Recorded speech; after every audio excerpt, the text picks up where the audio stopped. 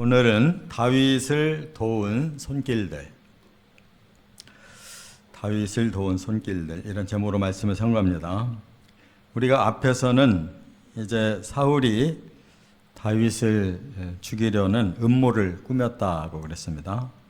그러나 다윗은 워낙 신실해서 악의도 선의로 받아들이고 악행도 선행으로 받아들이고 또 결국 하나님이 주시는 지혜를 통해서 이겨냈다고 그랬어요.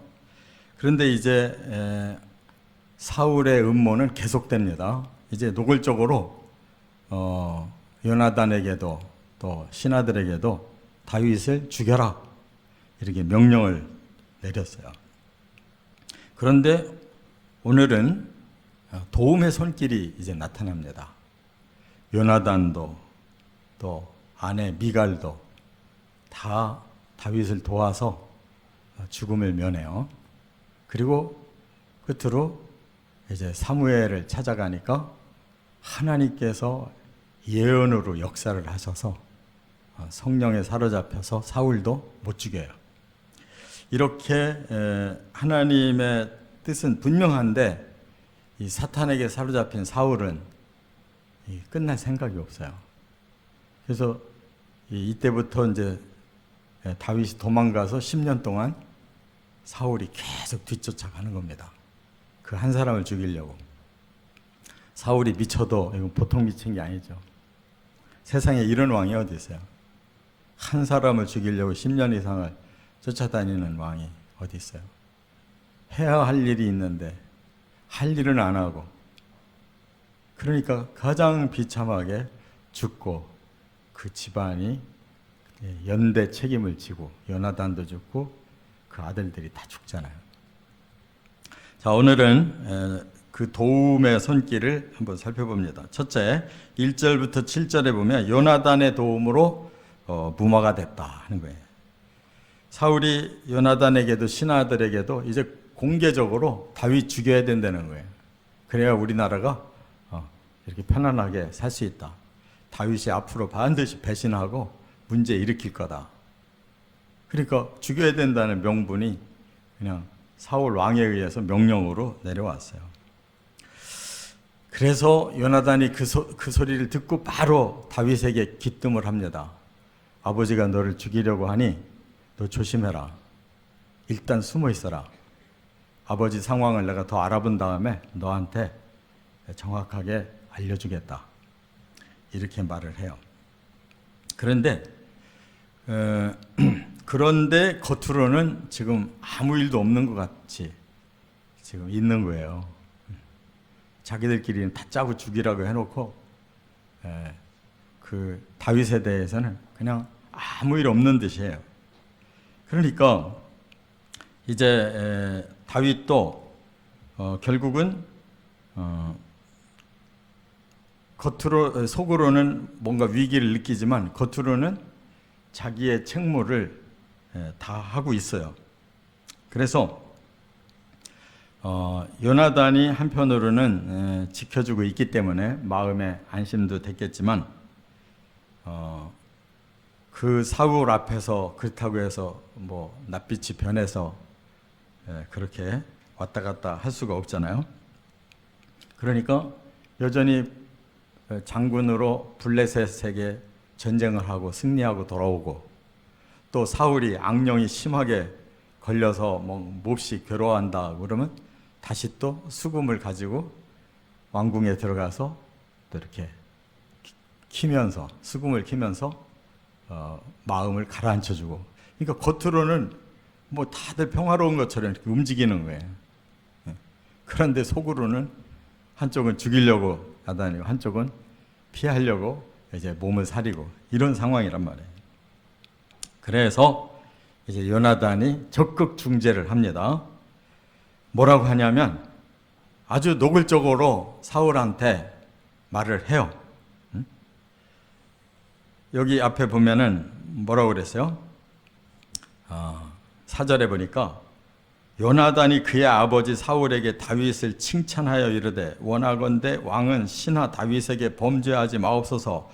그는 왕께 득제하지 아니하였고 그가 왕께 행한 일은 심히 선함이니이다. 그러면 이걸 반대로 말하면은 아버지 사울 왕은 이거 완전히 악한 사람입니다. 그 얘기거든요.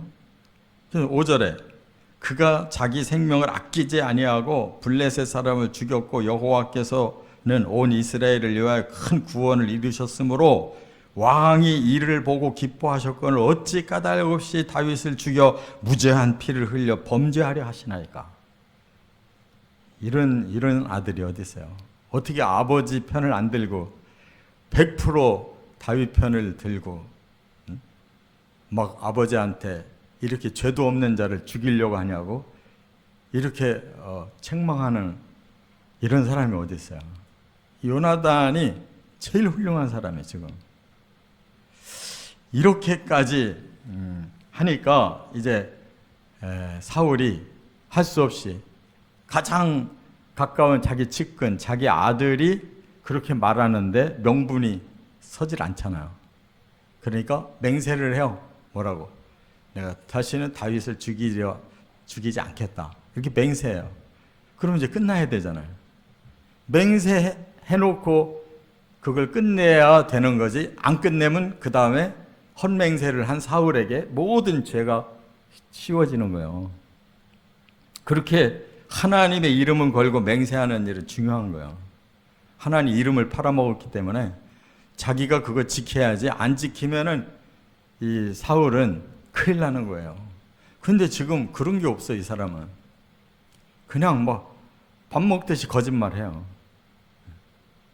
그러니까 하나님이 그렇게 오랫동안 기다려 주셨는데 이젠 나머지 10년마저도 이렇게 악하게 다윗을 죽이려고 하고 하나님 앞에 함부로 이렇게 거짓 맹세하고 하니까 10년 동안 참아주신 것만 해도 하나님이 너무 자비로우신 하나님 아니에요? 세상에 이런 놈을 뭐 때문에 그대로 살려두냐고. 당장 죽여야지. 그런데 그 아들이 이렇게 훌륭하니까 하나님은 여러 가지를 보시고 10년을 참고 기다리는 거예요. 사울이 회개하고 돌이키도록.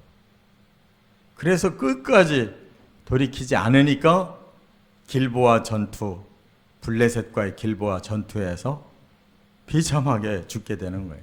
전투는 패배하고 사울은 부상당하고 부관한테 죽여달라고 하니까 무서워서 못하니까 자기 신세 꼴이 말이 아니니까 스스로 자결을 해서 죽어요. 그 전쟁에서 요나단과 아들들이 다 죽어요. 이 책임이 아버지한테 있는 거예요. 철저하게 사울의 이 맹세한 범죄예요. 그러니까 하나님이 반드시 공의를 행하시기 때문에 뒤끝이 있는 분이라는 걸 우리가 깨달아야 돼요. 하나님이 뭐 괜히 감정 가지고 하시는 게 아니라 공의를 가지고 하시기 때문에 공의를 흔들어 놓는 것은 결코 용서할 수 없어요. 그래서 이렇게 하나님 앞에 진짜 믿음의 사람, 신실한 사람, 부자지가 아니라 할지라도 정보다는 공의를 택하는 이 요나단 때문에 그래도 10년 동안 하나님이 기다려 주신 것 같아요. 두 번째, 8절부터 17절에 보면 미갈의 도움으로 이제 탈출을 했다는 거예요. 미갈이 사울의 둘째 딸이에요. 부마가 됐다고요. 사울의 지금 사위인데 사위를 죽이려고 야단해 지금. 그래서 또 이제 다시 그 다윗에게 창을 던져요. 그 앞에서는 이제 긴 창을 던졌는데 이번에는 단창을 던져요. 단창을 던졌는데 다윗이 또 피했어요. 그래서 도망갔다고요. 그래서 다윗이 일단 자기 집으로 도망을 갔는데 사울이 신하들한테 시켜요. 너 다윗의 집으로 신하들 가서 포위해라. 그리고 지금 한밤중이니까 포위하고 절대로 어디로 도망 못 가게 막은 다음에 아침에 죽여라. 들어가서 죽여라. 이렇게 명령을 해요. 그러니까 아주 집요해요, 사울은. 그랬는데 이제 다윗이 집으로 도망가서 이제 자초지종을 얘기했겠죠. 또 군인들이 포위하고 있는 거 다 알고 하니까 미갈이 남편을 살리려고 당신 지금 도망가야 된다. 그리고 내가 다 후속 조치해 놓을 테니까 걱정하지 마라. 그래서 다윗을 피신시켜요. 도망가게 해줘요. 그리고 다윗의 침실을 사람이 자는 것처럼 딱 꾸미고 아침까지 기다린 거예요. 그래서 군인들이 들이닥치니까 이렇게 변명을 해요. 다윗이 나 도망가게 안 하면 너 죽일 거야. 이렇게 위협을 하는 바람에 자기가 꼼짝도 못하고 순응했다. 그렇게 해서 살려줬다고 해요. 그러니까 이 미갈도 다윗을 사랑했기 때문에 아버지 편 안 들고 자기 남편 편 들어서 살려줬단 말이에요. 그랬던 미갈이 나중에 점점 아버지 닮아가요. 남편을 계속 비난하고 흉보고 남편이 그 법궤를 가져와 가지고 너무 기뻐서 춤추다가 바지가 흘러내리니까 막 다른 사람은 그런 거 생각 안 하고 막 기쁨과 영광으로 충만했는데 미갈은 당신이 왕이 돼가지고 이게 체면이 뭐냐. 하나님의 법궤가 들어온 기쁨을 체면 가지고 시비 걸다가 아기도 못 낳았다고. 미갈은 저주받아서. 이와 같이 사람은 완벽한 사람은 없어요. 그러나 하나님의 말씀대로 사는 공의로운 사람이 되면 이렇게 훌륭해지는 거고, 그 공의를 접어버리면은 아주 사람은 타락하는 거예요. 누구든지. 사울도 훌륭했다가 망했고 미갈도 훌륭했다가 망했다고. 세 번째, 이제 18절부터 24절에는 하나님의 친히 도와주시는 것으로 그가 다시 죽음의 위기를 하나님 막아주셨어요. 이렇게 되니까 다윗이 견딜 수가 없어요. 그래서 결국은 이제 라마 나요시라는 곳으로 도망을 가는데 거기 누가 사느냐? 은퇴한 사무엘이 살고 있는 거예요. 은퇴한 사무엘. 그러니까 다윗이 믿을 사람이 딱 한 사람밖에 없어요. 사무엘. 자기에게 하나님의 말씀 듣고 기름 부어준 사무엘밖에 믿을 사람이 없어요. 그래서 라마 나요스로 도망갔다고. 거기서 은신하고 있었어요. 그런데 사울이 그걸 모를 리가 있어요? 알고 또 군인들을 그리로 보낸 거예요. 근데 사무엘도 뭔 방법이 있겠어요? 은퇴한 사람이 무슨 힘이 있어요? 그러니까 뭐 기도만 할 뿐이죠. 그때 하나님이 도우시는 방법이 나타났어요. 그게 뭐예요? 성령이 임해서 사무엘의 이제 말하자면 제자들이겠죠. 그 사람들이 이제 거기서 막 예언이 터져 나왔거든요. 그러니까 말하자면 신령한 신학교와 같은 그런 집단이 있었던가 봐요. 그래서 그 기운이 군인들한테로도 임했어요. 잡으러 간 사람들이 성령으로 인해 예언이 같이 터지니까 뭐 죽이는 걸 그만두고 신령해져서 돌아왔단 말이에요. 사울이 그럼 반성을 해야 될 거 아니에요. 이건 하나님까지 개입했으면은 이 일은 하면 안 되겠다 해야 되는데 다시 또 군인들 또 파송했어요.